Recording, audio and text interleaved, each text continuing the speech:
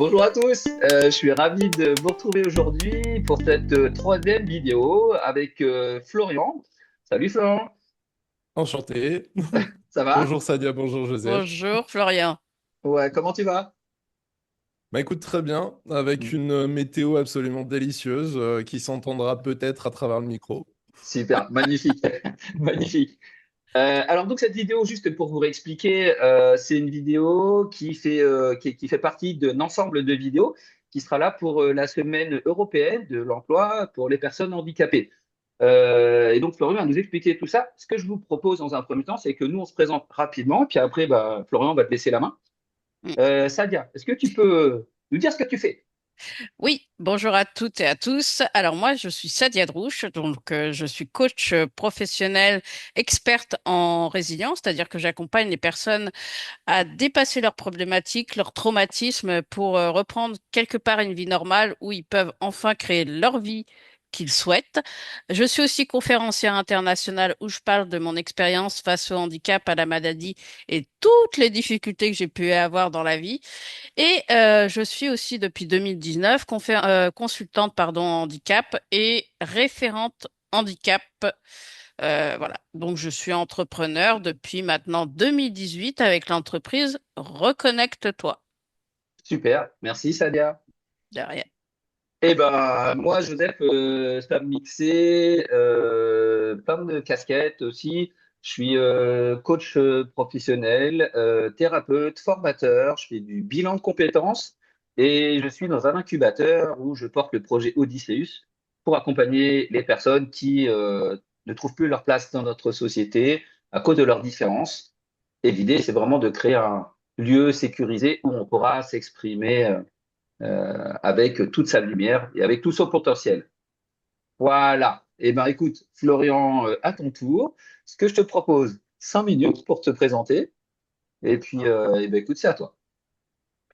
Bah écoute, très bien. Moi, j'ai pas autant de casquettes que vous deux.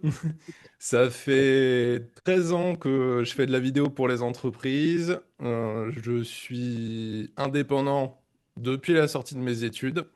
Donc, je n'ai connu que le statut d'indépendant et jamais de salariat. Donc, avec tout ce que ça comporte d'apprentissage, Mm. de chemin un petit peu compliqué par moments, de doutes, de chiffre d'affaires parfois qui n'est pas au rendez-vous non plus. Donc, avec toutes les problématiques que les entrepreneurs connaissent. Bien sûr. Euh, Pendant de très nombreuses années, je me suis cantonné à un seul rôle, à savoir faire de la post-production et du motion design. Donc tous les petits films d'animation qu'on peut voir soit en entreprise, soit sur Internet souvent, pour Mm. présenter des services, des offres, des choses qui changent au niveau de l'organisation des entreprises, par exemple. Donc ça, j'ai dû en faire plus de 700, je crois. J'ai arrêté de D'accord. compter au bout d'un moment. Donc avec pas mal de grands groupes, mais toujours en passant par des intermédiaires. Donc j'ai pu travailler avec BPI France, j'ai pu travailler avec BPCE, donc avec des sociétés assez grandes, qui m'ont permis de voir pas mal de problématiques qui pouvaient y avoir, notamment dans tout ce qui était communication. Si on parle des thématiques du moment, sur tout ce qui est washing, quelque part. Mm. Ouais. Pour parler franchement, et la façon de communiquer qui est souvent très éloignée de la réalité.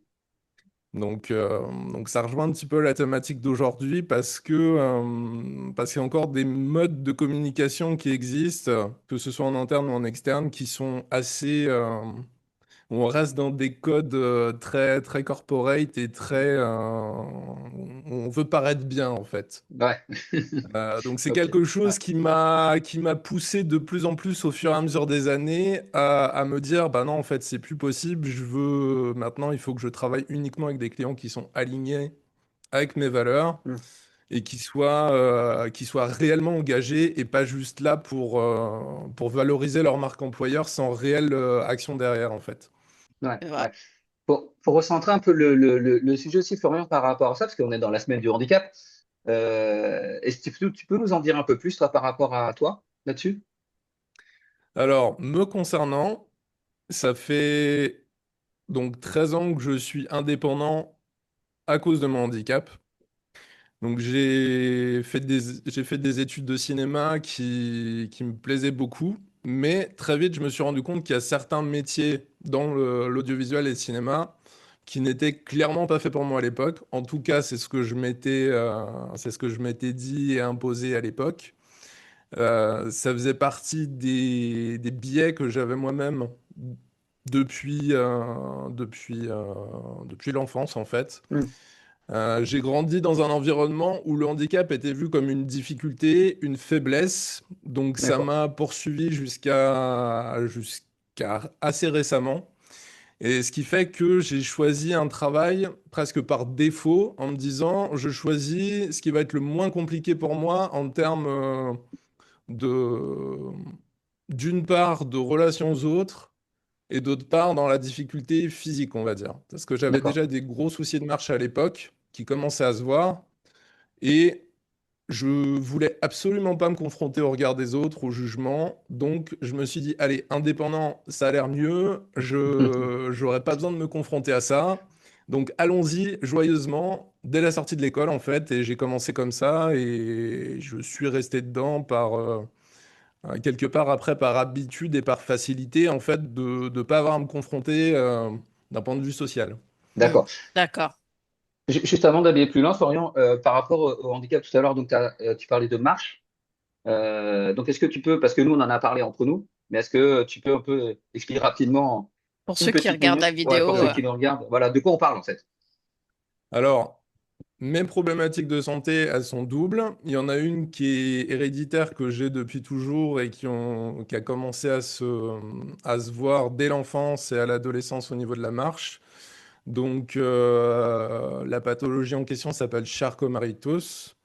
On est assez peu en France à être atteint de cette maladie. Il y en a plusieurs formes. Moi, j'ai une forme qui s'appelle une forme démyélinisante. Donc, en gros, c'est les nerfs périphériques qui sont atteints, ce qui provoque, grosso modo, des atrophies au niveau des muscles, donc au niveau des mains. Donc, par exemple, là, j'ai plus de force du tout au niveau de la pince, D'accord. ce qui peut être problématique dans certains Bah métiers, oui. notamment dans ce dont je parlais tout à l'heure, quand il faut tenir une caméra et visser des choses.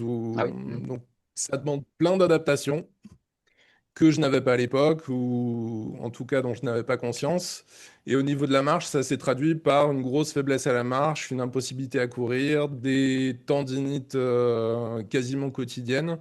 Et au D'accord. fur et à mesure des années, ça s'est dégradé à un point que ma cheville était complètement déformée et j'ai dû me faire opérer des deux chevilles il y a 2 ans. La D'accord. deuxième problématique que j'ai eue et qui est enfin, dont je me suis aperçu et qui est très récente, c'est un diagnostic du TDAH qui a été fait cette année. Tout récent. Donc, j'apprends encore à composer avec certains aspects. Donc, les personnes concernées sauront à quel point ça peut être parfois compliqué en tant qu'adulte d'avoir certaines problématiques associées, surtout par rapport à la vision de soi-même. hmm, Typiquement, moi, la problématique que j'ai toujours eue, c'était d'avoir l'impression d'être feignant, parce que je faisais tout au dernier moment, Hmm. parce que rien n'était assez stimulant pour que je le fasse tout de suite. Il fallait toujours que j'attende d'avoir l'adrénaline du dernier moment pour me dire, ah bah là, il me reste une journée pour faire tel projet, vite, vite, vite, il faut que je me lance dedans. vite, Mais ce qui fait que c'est extrêmement culpabilisant pour soi-même. bien Ouais, je sûr. comprends, je comprends. Ok. Eh bien, écoute, merci Florian pour cette explication. Ce que je te propose, bah, c'est qu'allez, on passe aux questions. C'est Très bon pour bien, toi? c'est bon, C'est parti. Est-ce que vous voyez bien la roue là?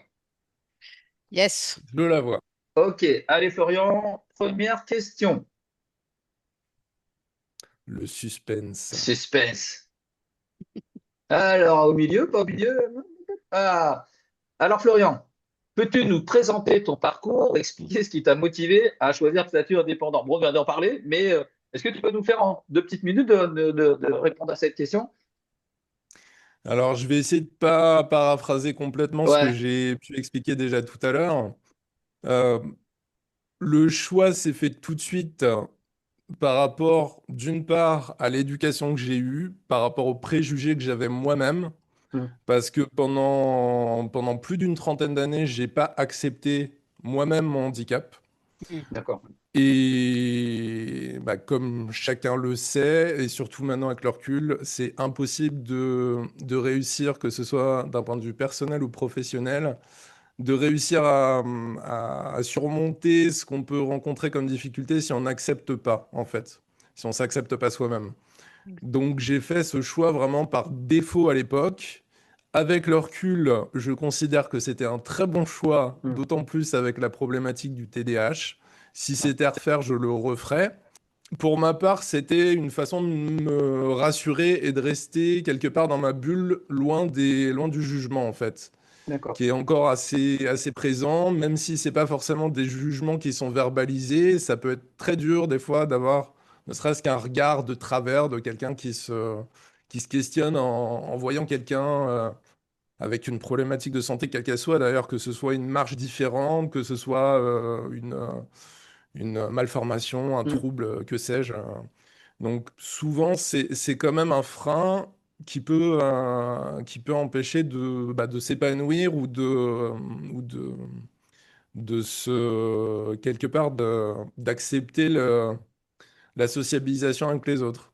Mm. Donc moi, j'ai réussi en tant qu'indépendant à essayer de concilier quand même un petit peu les deux. Ça me permettait quand même d'aller chez des clients et si ça se passait bien, j'ai essayé de maintenir un niveau de relation sociale qui était enfin, qui était optimal, on va dire. Ouais. Ouais. Mais j'ai fait ce choix vraiment par rapport à la vision que j'avais moi-même du handicap au final, qui n'était pas, enfin, et ce que je croyais ressentir de la vision des autres. Mm.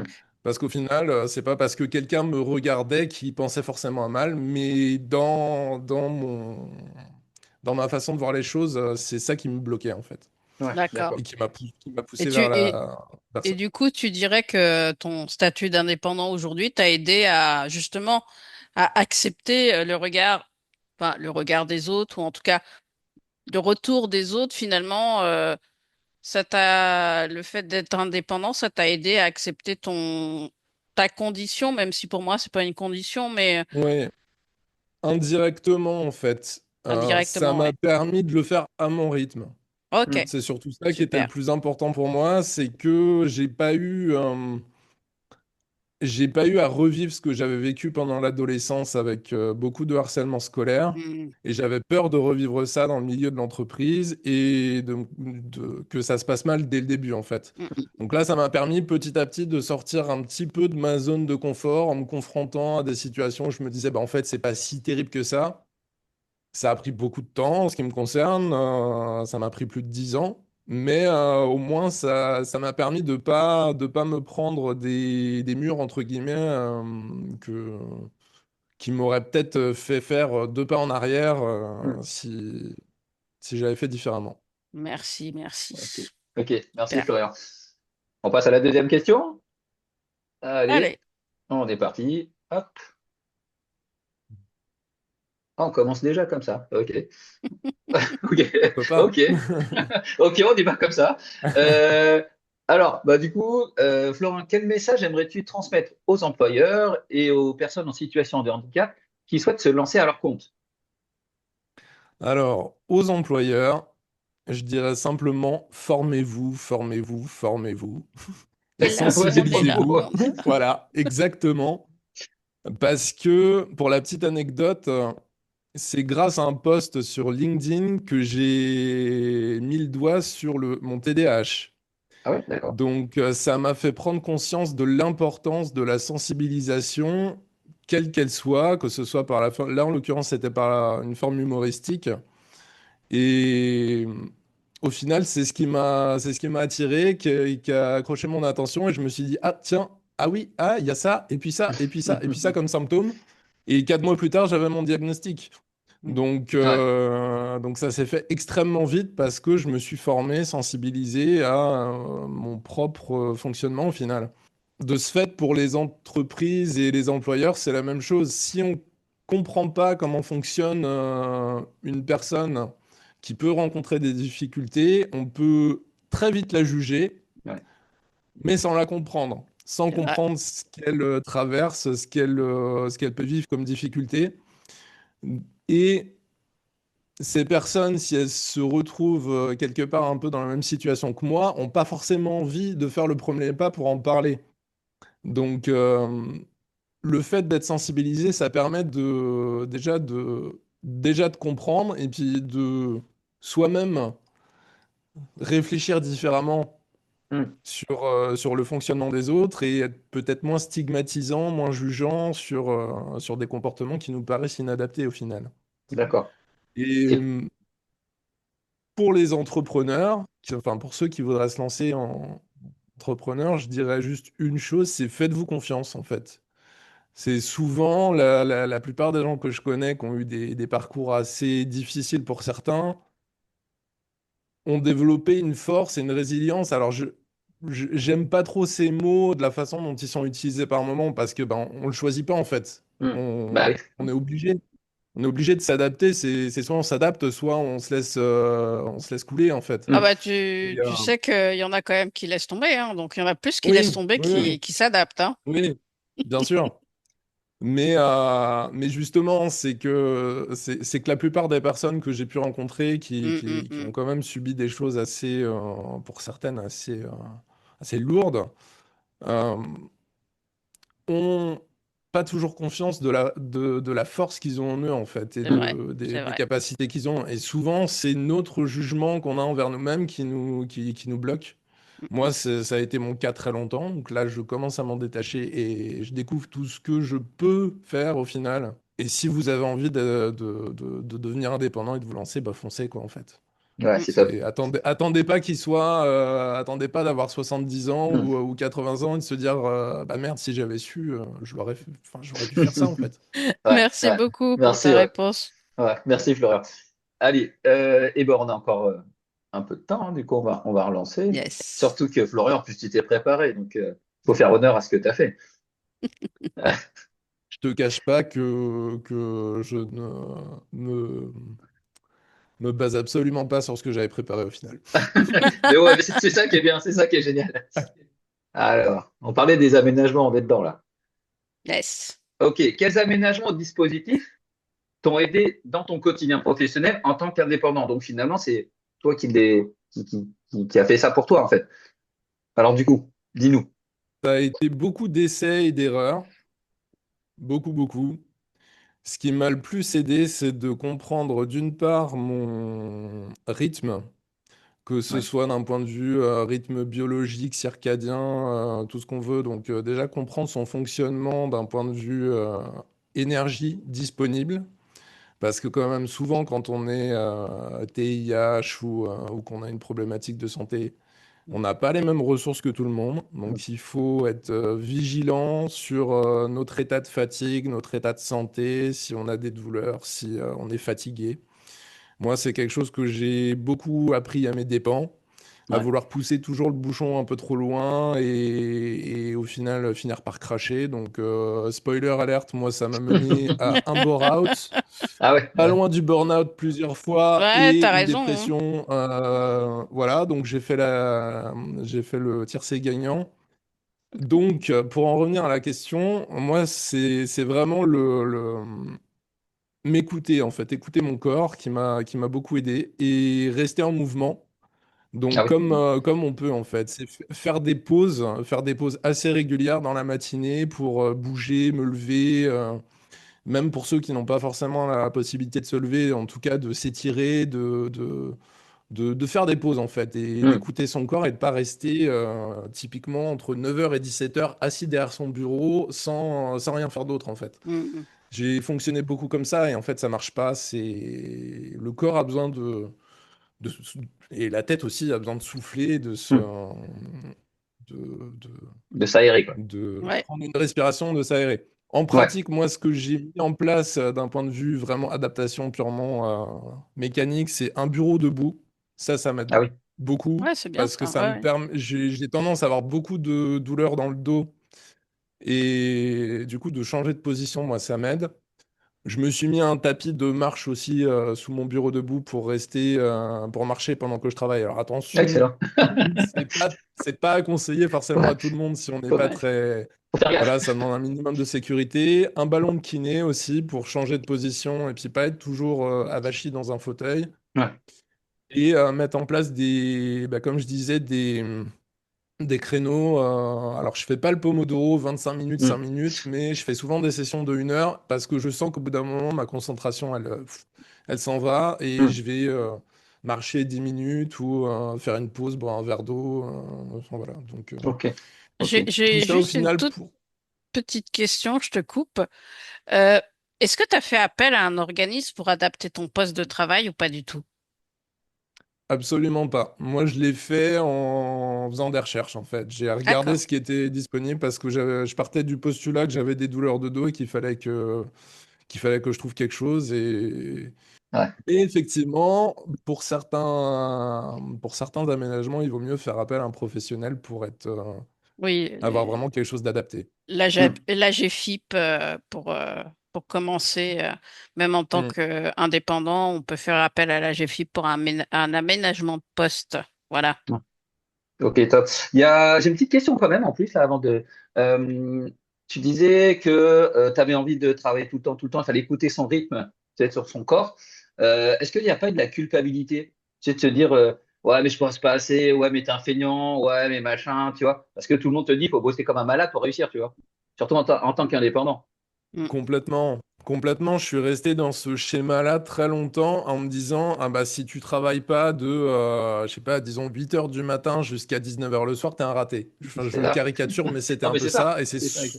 c'est encore souvent le discours qu'on a, surtout si on va un peu trop sur les réseaux sociaux. Oui, Ça commence à changer, heureusement, commence à y avoir le pendant opposé qui commence à prendre un peu plus d'ampleur, heureusement. Mais en fait, c'est pas comme ça que ça marche. Et même au sein des entreprises, les entreprises qui sont un peu plus à l'écoute des rythmes justement de chacun et qui se concentrent plus sur les objectifs à atteindre Mm. plutôt qu'au présentéisme parfois extrêmement nauséabond, et ben ça marche mieux souvent. C'est Parce que clair. les employés se sentent beaucoup plus écoutés et ont l'impression qu'on leur accorde plus de confiance, en tout cas de ce que j'ai pu voir comme exemple.